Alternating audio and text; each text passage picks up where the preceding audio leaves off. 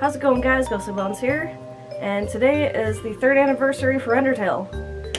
Another year has passed, and here we are again.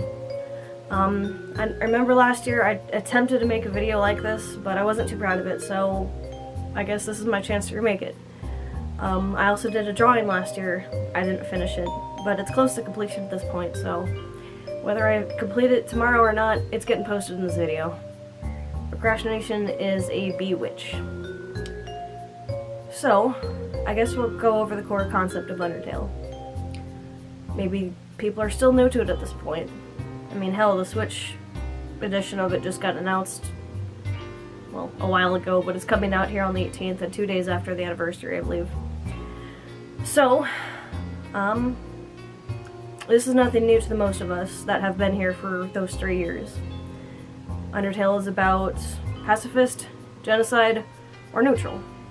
Most of us like the other branching sides, though. Pacifist and genocide. I attempted the genocide route maybe 2-3 times. I never got past Undyne, and it always destroyed me inside Dusty and Papyrus, and Toriel even, and all of the other little monsters along the way. Because as you went through the game, say you're in the ruins, and all of the 3 frogs, or 2, was 6 frogs, I remember, they all disappear, and the pacifists, they, I believe, told you the settings to full screen the thing on the PC anyways. I don't know what it means on the PS4, it's been a little while since I played it, even though I'm trying to do a pacifist run on the PS4 right now, but you know, procrastination. But I guess for the most of us, we still either attempted or enjoy the pacifist route a lot. We'd have to understand the game, which is the whole concept of mercy and everything. And friendship, dreams, and seeing the monsters get to the surface with Frisk. But like many of you out there, you guys have your own stories of how you experienced Undertale and how it helped you. Well, I guess this is my story that I never really got to say. And all the amazing people I've met along the way. So, this is my story. I originally found Undertale, I really don't remember when. I remember it was in 2016 when it was at its peak. So, I wound up watching Jacksepticeye's video first. At the time I was going through the biggest depression of my life. I was with, we'll call him Ball and Chain, and I wasn't really allowed to do much except watch videos online. So I found his videos, and he was doing all the voice impressions and everything, and that was the most I'd laughed in a very long time. So I guess through that's how I kind of got obsessed with it. I eventually wanted to play it. First, Ball and Chain didn't want me to play it. It looked stupid. But after a little more encouraging, I eventually got it. I got my laptop with an HDMI cable and plugged it into the TV. And that's how I played Undertale. And I did the voices. He allowed me to do that at least. And it was so much fun. And I would reset the pacifist route every single time. I think I played through that game within one night. I think my favorite part was Waterfall. Besides Sans' puns, my favorite part was Waterfall, just the atmosphere of it, the music. And when we got to Napster Black's house, we got to lay down on the ground and feel like garbage, and you just kind of sit there for a little bit and the cosmos would come around you. I think that was my favorite part of the game. At least a key point that I can remember. All of the other random moments with Papyrus jumping out the window when we were at Undyne's house so she could try to befriend us and not kill us, like the captain of the Royal Guard wants to do. Those are my favorite moments. And it's interesting how feelings can be brought to just pixels on the screen. But I laughed and I cried along with that game. I guess at the very end of The Pacifist, when Flowey did what he did. I guess I'm trying not to really spoil this thing too much for the new people that are coming into our fandom because of the Switch one here in 2 days, so. I laughed and cried along with that game though. And eventually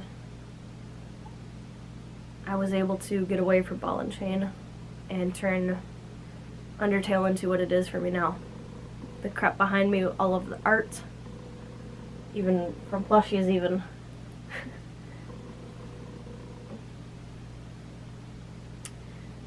These two that aren't really be able to be shown. Oop, I dropped Sans. These two that weren't really able to be seen, you could only see Sans and Pappy down there. These ones are from Happy Kitty Creations, I believe. A lot of you should know her at this point. She makes a lot of Undertale plushes. This one's Cross, for those of you who don't know who Jackie is or Underverse. And this one's Sans. He's so tiny and cute. Or no, Happy Kitty Shop, my bad. I don't know why I thought it was Creations. Okay, Cross, stay. Cool. But after I got away from Ball and Chain, I was finally able to explore the vast things of Undertale the fandom had to offer outside of the core game. I was able to find the Crayon Queen through error, and actually, was it Aftertale?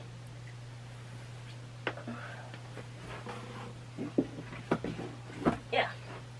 I actually got to meet the Crayon Queen at Sabaton, and I physically, from her, got these instead of buying them off of her Patreon at the time.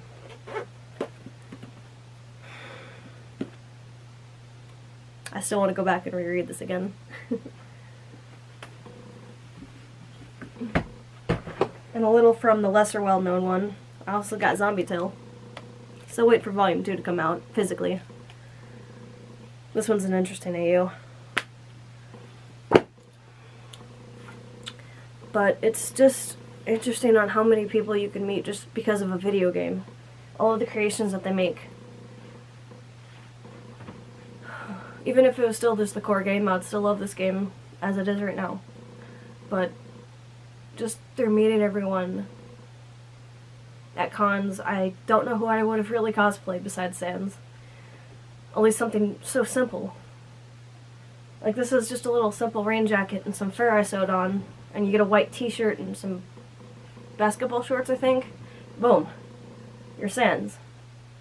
It was so simple.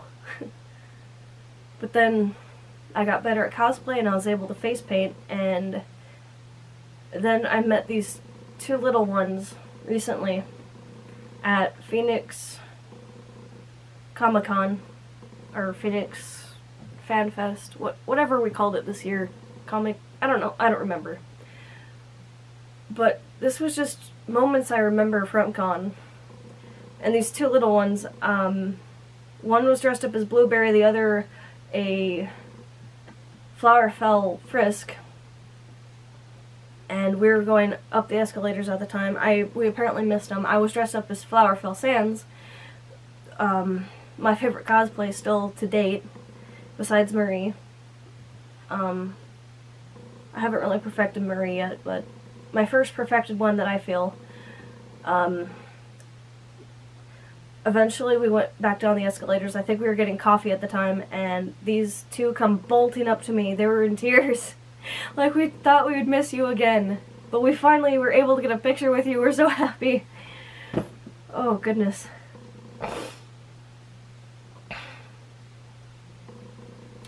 That was just a really happy moment when I was in cosplay and at a con. I guess my next happy moment was later on that day. I actually saw another Flowerfell Frisk. She was able to move her flowers that would cover her eyes up on her hair and then down.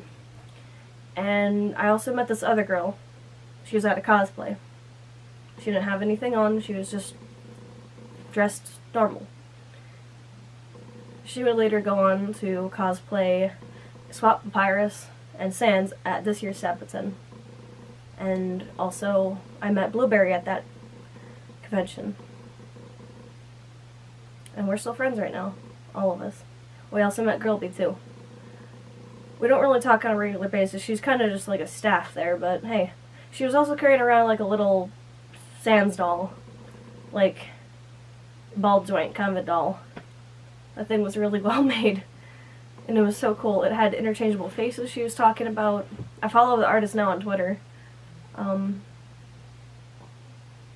that was also the first time I was able to go to a rave at Sabaton. I was dressed up as Marie at the time, and that day I had a feeling, I had this sinking feeling I should have dressed up as my Flowerfell, or at least Underfell. I didn't though. But I remember that night we ran around con. I was doing my voice for Red and everything. And they didn't mind that I was dressed up as Squid's sister. They still treated me as Red. Granted, it would have been a lot more fun to be dressed up as him at that time, but hey, it works. Hopefully next year we get all three of us, Blueberry, Classic, and I. Or even as different cosplays. I really don't care. But we ran around con, we saw Kara, and they were playing out a battle scene. Blueberry was just going back and forth. I don't really know what Blueberry was doing, but I snapped a picture of it. I believe on Alex's phone. And it was probably the best night of con there. I also remember that night Classic and I went out and got some food. I called it Poke Bowl. I still don't remember the name of that place, even though they keep telling me the name of it. I keep forgetting. But it was so late that night, and we were just walking back, just the two of us. We were seeing, it was downtown Phoenix. It was a little creepy, to say the least, but when we got closer to the con, she started singing fan-made stuff. Judgment from Try Hard Ninja. I couldn't remember the lyrics off the top of my head like she could. She memorized all of them. And I mean all of them, man. She was a really good singer, too. So I remember I had it out on my phone, and I started playing the music, and we just sang that all the way back to Sabo. I'd always wanted to sing just random fan-made songs from Undertale, with people. Whether I'm a bad singer or not, I still enjoyed it a lot. So, last year I didn't have these memories, and I wanted to make more memories with Undertale, and I got to. So, before making this video a little longer than it needed to be, you guys are like under my bed at this point. I was bending down to see what we're at. We're at like 13 minutes and something else. I could keep going with memories and stuff, but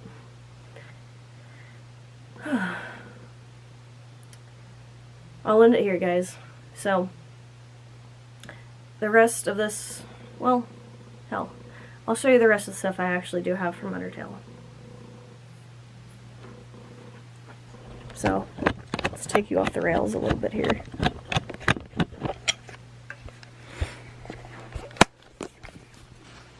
I don't know how well you guys can see all of this. This was my Itsy bag before the strap kind of broke. But those 2 buttons I have from Skeleton Emporium, Fell and Swap. My first enamel pen. I would have to try to find them again. I don't remember the artist off the top of my head. These other 3 enamel pens. You can't really make them out in this thing. You got Blueberry Scarf with Stretch's hands, Classic with his eye flashing, and Red with a collar around his wrists. That's for the Eye of the Beholder. I was reading up on that. Then you got the Boston Sands. That was my first charm I had ever gotten. Again, I'm going to have all these artists in the description. I just don't remember them off the top of my head. And then we got official art. That was from Toby. Another pen that's kind of behind. That's just about the sticky note incident. Let me see if I can unzip this and turn it around.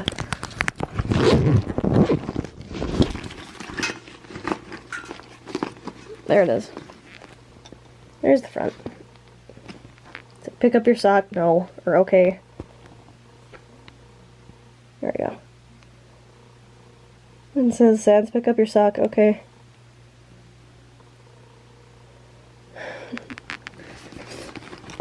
And then, of course, the ones I'm sure you guys are noticing. There's the Boss and Red.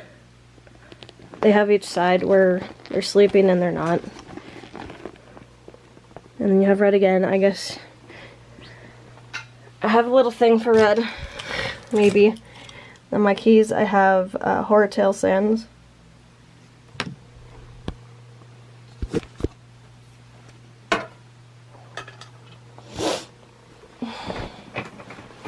And we finally have the rest of the bunch. Got Classic, the trio. I believe this is Swapfell Papyrus.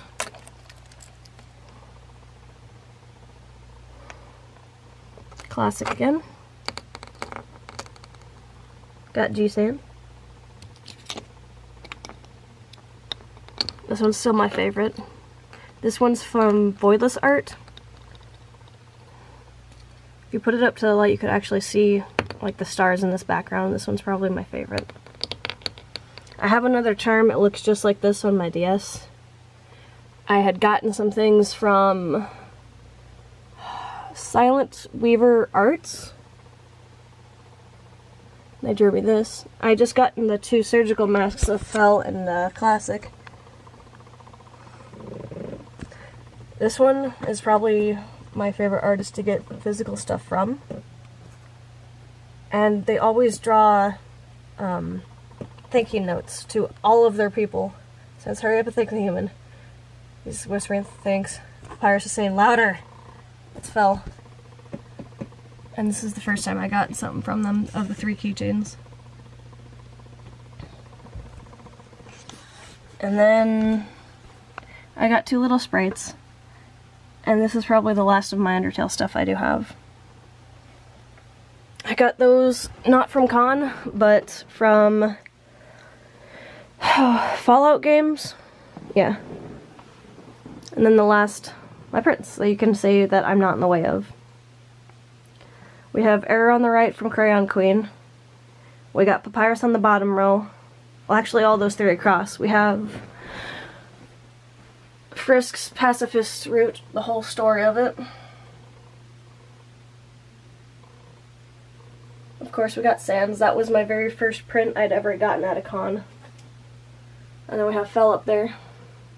All of those were from Walking Melons with 3 A's. And then up here is from Potato Buns or Kathy 100. We got Sans. This one I recently got in the middle. With Frisk / Kara with Flowey in the bouquet. And of course Pappy. On here on the bottom, I don't remember who it's from. I'm going to try my best to remember. It's their little thing though. But it's like Choose Your Fighters or something. I don't know. This one's from that other artist that I keep forgetting, but yeah. Oh. And for shits and giggles, I actually have coffee in there. Grubby.